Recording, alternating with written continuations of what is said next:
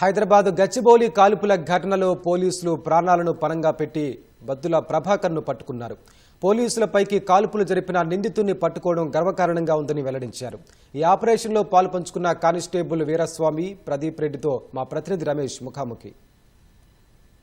4 రాష్ట్రాలలో చోరీలకు పాల్పడుతున్న నిందితుడిని నిన్న గచ్చిబౌలి పోలీస్ స్టేషన్ పరిధిలో కాల్పులు కలకలం రేపడం జరిగింది. అయితే నిందితుడిని పట్టుకోవడానికి సైబరాబాద్లోని క్రైమ్ పోలీసులు బృందం సమాచారం అందుకొని పబ్బుకు అయితే వెళ్ళడం జరిగింది. అయితే నిందితుడు తమ ప్రాణాల సైతం తెగించి నిందితుడిని పట్టుకోవడానికి అయితే కృషి చేయడం జరిగింది.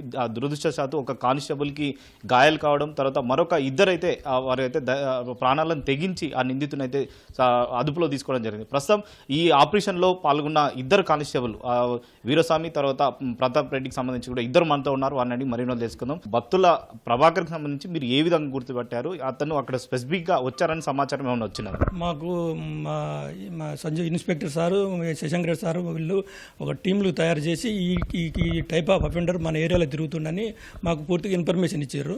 మీరు ఎక్కడెక్కడ తిరగాలంటే మెయిన్ లావిష్ పబ్బులల్లో ఆ ఏరియాలో తిరుగుతాడు అని మాకు కరెక్ట్ ఇన్ఫర్మేషన్ ఇచ్చారు. మేము మ్యాక్సిమం 1 వీక్ నుంచి ఇలా ప్రతి పబ్బులల్లోకి వాళ్ళతోటి పరిచయాలు పెంచుకొని వాళ్ళకి మా ఫోటోలు షేర్ చేయడం, వాళ్ళతో మాట్లాడటం అని చేసి సాటర్డే కానీ సండే కానీ వస్తాడని కన్ఫర్మ్ మాకు ఉన్నది. నేను, ప్రదీప్ రెడ్డి, వెంకటరెడ్డి మేము 4 కలిసి పోయినాం. మేము పోయిన తర్వాత మా టీం ఇంకొక వెనక ఉన్నది.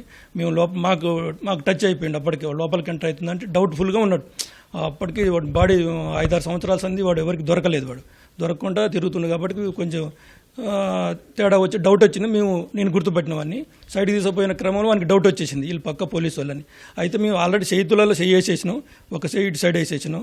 వాడు ఏం చేసినంటే వానికి ఒక ఎపనం పైన ఉన్నది, ఒక ఎనపనం కింద ఉన్నది. హ్యాండ్స్ కిందకు ఉన్నాయి కదా, వాడు ఇట్లా ఎపం తీసేసి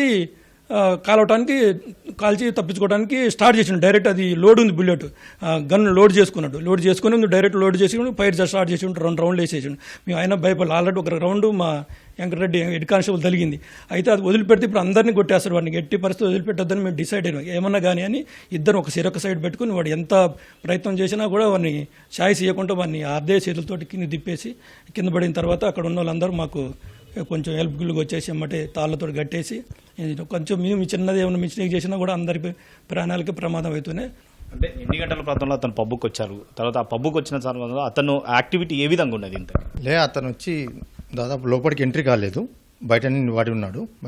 ఆ తర్వాత మేము అంత లోపలనే మాకు ఇన్ఫర్మేషన్ వచ్చింది. ఇమీడియట్లీ లోపలికి వెళ్ళిపోయాం. అంటే మాకు ఆ అవగాహన, వాడు వేసిన డ్రెస్సింగ్ అది చూసేసి మేము పికప్ చేసుకొని వస్తున్నాం. ఈ విధంగా ఫైర్ అయింది. వాడిని వదిలిపెట్టినామా మా ప్రాణాలు పోతాయి.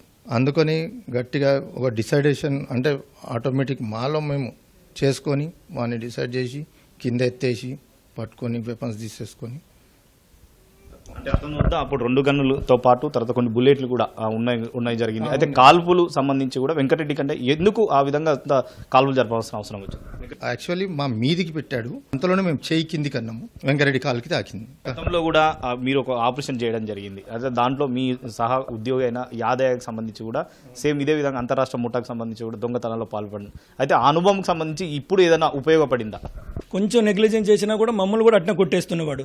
మేము వాని చేతులు ఎట్టి పరిస్థితులు వదలలేదు. కాకపోతే మనకు చిన్న అవకాశం కూడా ఇవ్వద్దని డిసైడ్ అయినాం. కాకపోతే ఒక వెపన్ ఆల్రెడీ మేము హోల్డ్ చేసుకోగలిగినాం. ఇంకొక వెపన్ మేము ఎక్స్పర్ట్ చేయలేదు. ఇంకొక వెపన్ కింద ఉంది, రౌండ్ కింద ఉంది. దాన్ని పట్టుకొని వాడు లేపలేకుండా వాడు ఏం చేసిండు, ఇక్కడ సైడ్ పెట్టుకోండు కాబట్టి కిందికి ఫైర్ చేసిండు. కాళ్ళకి కిందకి కొడితే మనం కాళ్ళకి కడితే మేము ఎట్లా వదులుతామని ఆశపడ్డాడు వాడు, కానీ మనకి ఛాయిస్ ఇవ్వలేదు. ఇక అంటే ఎలా ఫీల్ అవుతారు? ఎందుకంటే 4 రాష్ట్రాలకు సంబంధించిన పోలీసులకే చిక్కకుండా కేవలం అంటే సైబరాబాద్లోని సిసిఎస్ క్రైమ్ సిబ్బందికి జరగడం ఏ విధంగా అనిపిస్తుంది? మా ఇన్స్పెక్టర్ సారు దీని గురించి ఒక టీం తయారు చేసిండు. 2 టీములు తయారు చేసేసి టాస్క్ సార్ ఏమన్నాడంటే టెక్నికల్గా నేను చూసుకుంటా, మాన్యువల్గా మీరు చూడండి, ఫీల్డ్ మొత్తం మీరు జరగండి, టెక్నికల్ సార్ వాళ్ళు వస్తున్నారు.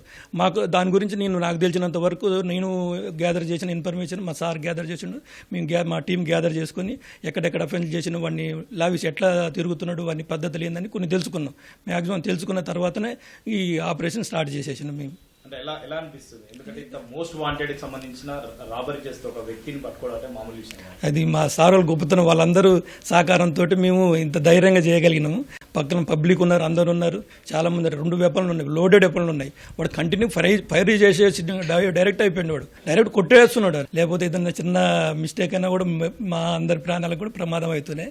ఇది మొత్తం మీద అదృష్టవశాత్తు కూడా ఎవరికి ఎలాంటి అపాయం లేకుండా కూడా నిందితుని అయితే పట్టుకోవడం జరిగింది. కానీ ఇక్కడ ఉన్న కాల్పులు జరిపే సమయంలో కూడా చాకచక్యంగా కానిస్టేబుల్ చేసిన ప్రయత్నంతో కూడా ఆ నిందితుని అయితే అదుపులో తీసుకొని ప్రస్తుతం అయితే ఇతని రిమాండ్ అయితే పంపిస్తున్నారు. కానీ 4 రాష్ట్రాలలో ఇతను చేసిన చోరీలకు సంబంధించి కూడా మాస్కులు ధరించి తర్వాత వివిధ రూపంలో కూడా వివిధ రాష్ట్రాల్లో కూడా తిరుగుతూ మోస్ట్ వాంటెడ్గా ఎదిగిన బత్తుల ప్రభాకర్ని అయితే సైబరాబాద్ పోలీసులు అరెస్ట్ చేసి రిమాండ్కి అయితే తరలించిన పరిస్థితి అయితే ఉంది. వీడియో జర్నలిస్ట్ దేవేందర్తో రమేష్, ఈటీవీ, హైదరాబాద్.